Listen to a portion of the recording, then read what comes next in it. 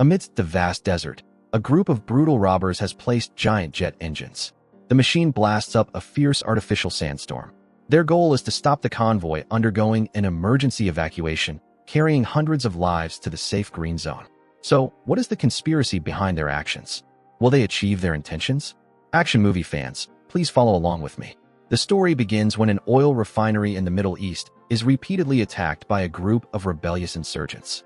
Within just 1 week, the refinery suffered 2 attacks. Their main purpose is to force the refinery to hand over control. But messing with America's interests isn't easy. A special forces team is quickly dispatched to rescue those still trapped there. The commander of the special forces team is Feng. Here, Feng meets Professor Chang, the refinery's director. She quickly reports the situation and states that nearly 500 people, including staff and children, are currently waiting to be evacuated. Upon arrival, Feng immediately organizes his forces and gets everyone onto vehicles, determined to leave the danger zone as soon as possible. In another development, Chris, a muscular guy, is relaxing by practicing golf alone on his pickup truck. Suddenly, a car carrying a few rather aggressive-looking guys appears. The first one to get out is Henry, Chris's younger brother. He has come to deliver the money share from the previous job they just completed. While chatting, Chris excitedly suggests a nickname for his brother's crew, although no one seems thrilled with the name he proposes. After handing over the money, Henry doesn't leave immediately, but lingers to persuade Chris to join a new job. This time, the reward is 5 times higher than before. However, the more money, the greater the danger. This mission is to kidnap Professor Chang, who is about to be rescued by an agent from the insurgent-occupied zone. The leader of the rescue mission is the very person who caused Henry's team to fail a previous mission, capturing 5 of their men. This time, they must cross the desert of death to reach the Green Zone, a rare safe haven in the chaotic region. After hearing the plan, Chris realizes this is not something to be taken lightly. He warns Henry not to risk his life because this job is too dangerous. Although the amount is huge, for Chris, who already has enough money to retire, he bluntly refuses. Unable to persuade him, Henry and his crew have no choice but to leave. After refusing his brother's job, Chris returns to his beloved village. At this time, his close friend, Owen, a plumber, is checking the water supply system for the village. The situation is extremely tense. The entire village is facing a severe water shortage. The reason is that a factory has built a dam blocking the water source, cutting off the flow. If this situation persists, life in the village will be threatened. Owen says, in a place near the desert like this, if oil is the most precious thing, then water is surely second. He also reveals that there is a way to restore the water flow by bribing the relevant party, but the price is up to $100,000. Hearing this, Chris is stunned. He once declared he didn't need money, but now he clearly sees the power of money and the harshness of reality. Even with money, the amount he has is nothing compared to that enormous figure. That evening, a woman asks him, "How can we possibly earn that much money?" Chris just stays silent, then replies, "Don't worry, leave it to me." But inwardly, he is also troubled, not knowing where to start. On the other side, Feng has completed the preparations.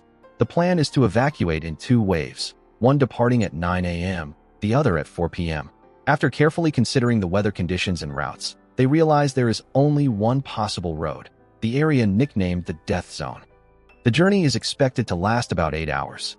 The next morning, when everything is ready, the convoy of 10 vehicles begins its journey. Feng drives the lead vehicle. Each vehicle is equipped with a radio to maintain communication.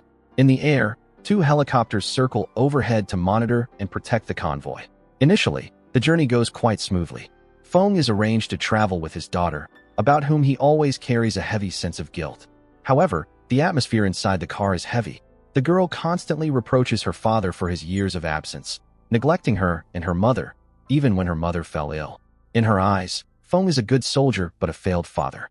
As the vehicle enters the death zone, Feng reminds his daughter to fasten her seatbelt as a precaution. After traveling some distance, they see 2 cars blocking the road.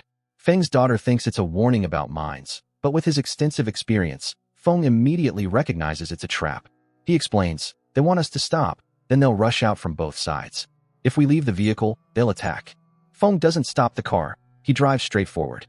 As predicted, the 2 blocking cars were rigged with bombs. Mines explode consecutively, turning the entire stretch of road into a sea of fire obscured by smoke and dust. Fortunately, with his seasoned command experience, Feng managed the situation in time, leading the convoy through the dangerous area without serious losses. However, upon reaching the canyon ahead, the entire convoy suddenly encounters a fierce sandstorm. The strange thing is, according to the weather forecast, there were absolutely no signs of a storm today. Feng senses something unusual, but if they stop to wait for the storm to pass, they will miss the evacuation schedule. Anyway, forecasts aren't always accurate. He decides to continue moving forward. The further they go, the stronger the storm becomes, with sand-laden winds blowing fiercely, reducing visibility to almost zero. The drivers are forced to turn on their headlights to navigate. However, the communication system between the vehicles starts malfunctioning. Just then, Feng's daughter sitting beside him glimpses a black object flash past in the sand screen. At that very moment, 4 dirt bikes and an armored vehicle suddenly appear, closing in on the rescue convoy. One of them approaches vehicle number 8, the one carrying Professor Chang.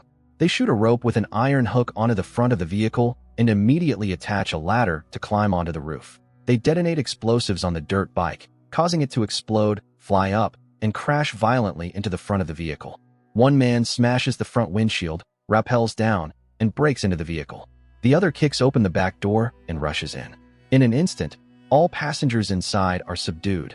Simultaneously, vehicle number 11 is approached by 2 other men in a similar manner. A female agent rushes to fight back. After a few blows, she is kicked out of the vehicle through the window. Vehicles number 8 and 11 are officially hijacked. At this point, Feng and the remaining vehicles are completely unaware of what has happened. Only when they emerge from the storm zone do they discover the 2 vehicles are missing. The communication system is also restored by now. Feng immediately orders the 2 monitoring helicopters to land urgently. He has the convoy stop, while he and his daughter board a helicopter to search for traces of the missing vehicles. His daughter seems reluctant, but Feng explains, "You know this area's terrain better than anyone. Dad needs you to navigate." Meanwhile, the 2 hijacked vehicles are taken in different directions. Those inside are all hooded with black bags, taken away like prisoners of war. And now, the mastermind behind the kidnapping is officially revealed. It is Chris and his crew. While on the helicopter, Feng realizes that the storm his convoy encountered earlier was not a natural phenomenon as he suspected, but an artificial storm created by the kidnapping group. They used high-power blowers to create a gale-force wind to hinder pursuit. Flying a bit further, Feng spots Chris's convoy moving on the highway. Immediately, a fierce firefight breaks out. From the helicopter, Agent Feng fires down below. Henry and his crew return fire fiercely. An off-road vehicle in Chris's group is hit and explodes violently. Henry quickly directs another vehicle to lead the way to continue their escape. Thanks to having hostages on board, Chris's group temporarily escapes the helicopter's fire. However, this group is forced to stop and engage directly. Even so, their light weapons are completely outmatched by the heavy firepower from the helicopter. In the critical moment, one of Chris's support vehicles appears, carrying a cannon. Facing this terrifying firepower, Feng's helicopter is forced to withdraw to avoid heavy damage. Vehicle number 11, not being in the attack zone, is released by Chris's group. Feng's unit receives orders to immediately return to the convoy's starting point. Feng follows by helicopter to the location where vehicle number 8 was abandoned in the desert. He throws down a rope, climbs down to the vehicle alone. Although worried about her father's safety, Feng's daughter doesn't stop him, only telling him to be careful. His daughter's sentiment seems to give Feng renewed strength. Upon reaching the vehicle, Feng receives news that 5 members of his group, including Professor Chang and the manager, have been kidnapped. As for Chris, after luckily escaping the firefight and returning to base, he starts to suspect and questions his brother Henry about who hired them. Just then, Owen, the mastermind, appears. It turns out he is the one who hired Chris's group and is also the insurgent leader who previously attacked Professor Chang's refinery. In a private conversation with Chris, Owen reveals that he has worked in this region for many years but still lives in poverty, while others got rich quickly from oil. He wants to use this incident to change the situation, eliminate people like Chang, and return everything to people like him. Owen promises that if Chris just helps shake off the Chinese agent pursuing Professor Chang, he will live prosperously later. However, Chris is not convinced. He just wants to receive payment after completing the mission.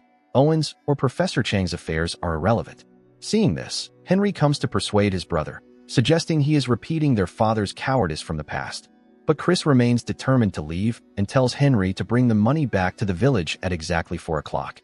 Henry turns to convince Owen that they can still capture Feng without Chris. But Owen knows well that Feng is not easy to deal with. Without Chris, the plan is unlikely to succeed. Seizing the opportunity, Owen ruthlessly kills Henry and orders his men to take the body to the oil refinery, staging the scene as if Henry was killed by the Chinese agent. His purpose is to make Chris resent Feng, thereby using him to kill the agent, killing two birds with one stone. On his way back to the village, Chris is accidentally spotted by Feng's helicopter. Feng intends to follow, but the helicopter is low on fuel, so he is forced to land and walk to the village. Arriving back at the village, Chris feels betrayed. He angrily punches a mirror, feeling helpless. By 4 o'clock, still seeing no sign of Henry bringing the money as promised, Chris starts getting impatient. To kill time, he goes outside to play ball with a boy from the village. At the same time, Feng has reached the village gate but doesn't dare enter yet. Suddenly, the ball Chris is playing with hits Feng's leg. Looking at his attire and appearance, Chris quickly realizes Feng is the Chinese agent Owen mentioned. However, he maintains a nonchalant demeanor as if he knows nothing. After Feng leaves the village, Chris waits and waits, but still doesn't see his brother bring the money as arranged. Sensing something is wrong, he decides to return to Owen's base to find Henry and get his payment. Feng notices Chris's strange behavior and borrows his off-road vehicle to follow him. Chris reaches the base only to find it abandoned, completely deserted. Going deeper inside, he is stunned silent upon seeing his brother's body lying in the middle of the floor alongside several other corpses. Seeing the wounds on Henry, Chris assumes he was killed by the Chinese agent. Sensing someone following, Chris quickly hides in a corner and suddenly attacks Feng from behind as he enters. Without a word, the two charge at each other fiercely. They are evenly matched, trading blows wildly. During the fight, Chris pulls out a knife to attack, but Feng manages to dodge each time. Both have reasons to hate the other. Feng accuses Chris of killing his men, while Chris believes Feng killed his brother.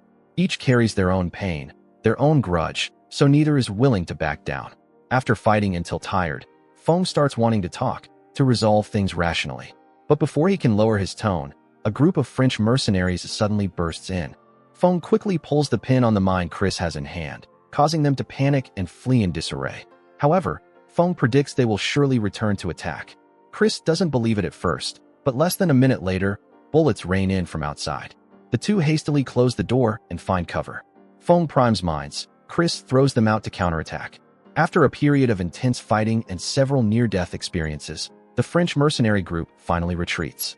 Now, Feng points his gun at Chris, demanding he reveal the real reason he is here. Chris replies bluntly, "If I'm dead, you'll never know the truth." Unable to extract anything, Feng has to concede. They step outside but find Chris's vehicle completely destroyed, unusable. With no other option, the two decide to leave on foot. Before leaving, they blow up the base to erase any traces. On the way, Chris tells Feng the whole truth. Owen is the one behind everything. He not only kidnapped Professor Chang, but also killed Henry. Now, Chris wants both to rescue the hostages and avenge his brother. Realizing they share the same goal, Feng and Chris decide to cooperate, becoming a team. At the oil refinery, Owen has brought Professor Chang. He and his group occupy the place, trying to restart the refinery system to seize the resources. But none of them know how to operate it because they lack the access codes. Helpless, they are forced to drag Professor Chang out for questioning. Owen says that the people who used to work here, his friends, died without receiving anything. He came just to take back what belonged to them. No longer wanting to argue, Owen demands the professor reveal the code to start the refinery. However, she refuses and explains it's a complex process. Owen doesn't let Professor Chang finish explaining. They immediately drag out her son to threaten her. Seeing her son facing death, she confesses the USB is in her bag, but she doesn't remember where she left the bag. At this point, her son speaks up. The USB is currently in the bag of Mei, Feng's daughter. In another development, Chris has brought Feng and his daughter to the village where he lives, a sanctuary for many orphans. Here, the two men, former agents, suddenly become just like stage performers. They compete in clowning around, making jokes that have the children roaring with laughter. It turns out they once dreamed of becoming comedians, but were bound by the responsibilities of agents. Now, having the chance to be true to themselves, they savor every moment. While the two are enjoying themselves, Professor Chang's phone, forgotten in Mei's bag, suddenly rings. Mei answers, but the other end is silent. Unbeknownst to them, it is Owen tracing the call's signal to pinpoint their location. While the children are having dinner, Chris and Feng step outside to talk privately. Chris hands Feng a notebook Mei left behind. Thinking Mei is Feng's girlfriend, Chris is surprised to hear Feng admit Mei is his biological daughter. Their father-daughter relationship isn't great. Chris encourages him, saying nothing is impossible to mend. But Feng sighs. You don't have a family, you wouldn't understand. A battle on the battlefield isn't necessarily as complicated as matters at home. Chris also opens up about his past. He used to be an agent with his father and brother, on a mission on the road of death. Although his father refused, Chris convinced him to take the job. As a result, his father died right before his eyes. Since then, he carried the burden of guilt, left the organization, and came to this land to live in seclusion. The conversation is interrupted when Feng hears a strange noise. Sensing danger, he immediately signals Mei to take the children and hide. As predicted, Owen's henchmen have laid an ambush. The target is the USB in Mei's bag. Chris and Feng split up, each heading in a different direction to hunt down the enemy. Although the attackers are equipped with modern weapons, they are no match for the two seasoned former agents. With their superior combat skills, they easily take down the enemies one by one. When the villagers discover the attack, they don't just stand by. Even though they are just civilians, they grab sticks and machetes to stand up and protect their village. Amidst the chaos, one of the attackers pulls out a grenade, threatening to blow everything up if the bag isn't handed over. Without hesitation, Chris rushes into the house, grabs Mei's bag, and throws it outside. Mei cries out, trying to stop him, blaming him for handing over something so important. But Chris just says one thing. This is my home. These people are my family. I will do anything to protect them. At this point, Chris finally asks Mei what's in the bag. Mei sighs and says that USB contains the activation code for the oil flow system. If they get it, they can divert hundreds of millions of cubic meters of oil elsewhere. The oil will go through pipelines straight to the sea, pouring into giant ships waiting there. If that happens, this will be the largest oil heist in history. They must stop Owen at all costs. But how can they break into the refinery? Chris looks at Feng and calmly says, "Don't worry, I've got my tools." It's unclear where Chris got it from, but he suddenly brings out a massive tanker truck. Mei asks to join, arguing she knows the terrain there well and can be helpful to the two men. However, Feng doesn't want his daughter risking her life. He tells her to stay, promising he will come back for her. Knowing further argument is futile, Mei temporarily agrees. Chris and Feng immediately get in the truck and speed towards the refinery like an arrow. But Mei has no intention of staying put.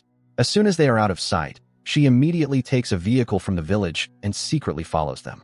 On the other side, having obtained the USB, Owen forces Professor Chang to reactivate the refinery system, starting to pump oil onto the giant ships waiting offshore. According to calculations, pumping all the oil will take 24 hours. Assigning the task of guarding the professor and her son to his subordinates, he declares that after getting the oil, he will eliminate both of them to silence them. As Chris and Feng approach the refinery, the guards spot them and immediately raise the alarm. The soldiers use heavy weapons, firing relentlessly, but Feng doesn't flinch. He drives the giant tanker, smashing through barriers, crashing through all obstacles, charging straight into the refinery yard like a rampaging steel beast. Without hesitation, both jump out of the truck and charge into battle. However, being inside an oil refinery where a single spark could cause everything to explode, neither side dares to use guns. The battle must be close combat. Feng somersaults and leaps between beams like an acrobat. Chris uses a giant pipe both as a bridge for Feng to move around and to sweep away Owen's henchmen. The perfect coordination between the two leaves the henchmen utterly overwhelmed. Finally, they break into the control center, where Professor Chang and her son are being held. Feng throws a knife towards the guard. Although he dodges it, he is distracted. Chris immediately swings a fire extinguisher, hitting him squarely on the head. Feng rushes to rescue the professor and her son, but it's not over yet. The bald guy gets up, clearly not an easy opponent. Even though Feng and Chris use all their martial arts moves, the guy skillfully dodges. When close combat proves ineffective, all three switch to a gunfight. But after a while, they run out of ammo. The bald guy still holds a machine gun, hunting the two like a cat playing with mice. Chris cleverly signals, then stands up to draw his attention. He shouts, "You're out of ammo. Time for you to log out." At that moment, Feng attacks the guy from behind. Both men crash through the glass door. Chris leaves Feng to deal with the bald guy, while he immediately chases after Owen, who is now fleeing towards the demilitarized zone. If he reaches it, he will likely escape. But all vehicles in the area have been taken by Owen. Chris has no means to pursue. Just when he's desperate, Mei suddenly appears in Chris's old beat-up car. Although the car looks like it's about to fall apart, it's better than nothing. The two immediately set off. Detecting the pursuit, Owen activates the defensive systems mounted on his vehicle, firing continuously towards them. Chris instructs May to swerve continuously to dodge the bullets. Thanks to her incredible driving skills, they narrowly escape disaster. Meanwhile, in the control center, Feng is still fighting fiercely with the bald guy. The battle reaches its climax. Finally, Feng decides on a surprising tactic. He activates the fire suppression system. But the bald guy remains unharmed amidst the sea of foam. With no other choice, Feng dives into the foam, lying in wait. When the guy appears, he suddenly swings a binding rope, catches his legs, and spins him around. Feng lets him crash hard against a metal frame, instantly logging him out. No time to save state. Having dealt with the bald guy, Feng immediately goes to the professor and her son to ask them to shut down the refinery's operating system. However, Professor Chang reveals that Owen had previously destroyed the USB. Stopping the system is now impossible. Meanwhile, Owen, noticing Chris following him, decides not to take the main road, but turns onto a shortcut through the rugged mountains. With his specialized off-road vehicle, this poses no difficulty for him. Conversely, Chris and May only have a normal car, completely unsuitable for this treacherous terrain. Nevertheless, May insists on trusting her incredible driving skills. The consequences come unexpectedly fast. The car loses control, flips over multiple times, and ends up as a pile of scrap metal on the mountainside. Luckily, they have great fortune. Thanks to ancestral blessings, the two miraculously survive. Just then, Feng arrives in the massive tanker truck like a savior. However, the enemy is too far ahead, and the giant truck is too cumbersome to catch up. As they are about to cross the border into the demilitarized zone, meaning they are close to escaping safely, Feng cannot just watch. He suddenly boosts the truck's thrusters, deciding on a life-or-death gamble. Upon seeing Owen's convoy, Feng doesn't hesitate, ramming straight into one of their fuel tankers. The collision causes the tanker to explode like a bomb, collapsing, setting off a chain reaction of explosions among the other vehicles in a domino effect. A horrific scene, smoke and fire engulf the entire border area. Owen's nearby vehicle is also caught in the blast. He luckily survives, but his driver has been roasted. In a panic, he pulls the driver's body out, takes the wheel, and speeds off to escape. Feng continues the pursuit, but the giant tanker, moving too fast, gets its wheels stuck deep in the sand. Feng struggles with all his might just to control it. The brakes fail, the truck can't stop. The only option is to ram straight into Owen's vehicle. The two vehicles hurtle towards the cliff edge. In the end, Owen meets his fate, dying instantly. Feng and May luckily survive, but are battered and bruised. Hair messy, clothes torn. While struggling to get up, an old family photo falls out of Feng's torn pocket. May is stunned when she sees the photo. In that moment, she finally understands why her father was always absent. He hadn't abandoned her. He was doing the work of an unsung hero. Though far from home, Feng always carried the image of his daughter and family in his heart. That's men for you. Not good at expressing affection verbally, but always keeping what's important in their hearts. In that moment, May no longer blames her father. She throws her arms around Feng. Just as the two are sharing a touching moment like a scene from a Korean drama, Chris suddenly appears, grabbing Feng's leg, provoking unexpected laughter. Seeing he's still alive, both Feng and May are overjoyed and quickly pull him up from the cliff edge. Having just escaped death, Chris immediately declares humorously, "I'm single, clean, no STDs, applying to be your son-in-law." It's unknown if Feng nodded, but with a potential son-in-law who's skilled in combat and loves kids like this, surely no father could refuse. The movie has come to an end here. How do you guys feel? Leave a comment right below this video. See you brothers in the newest videos.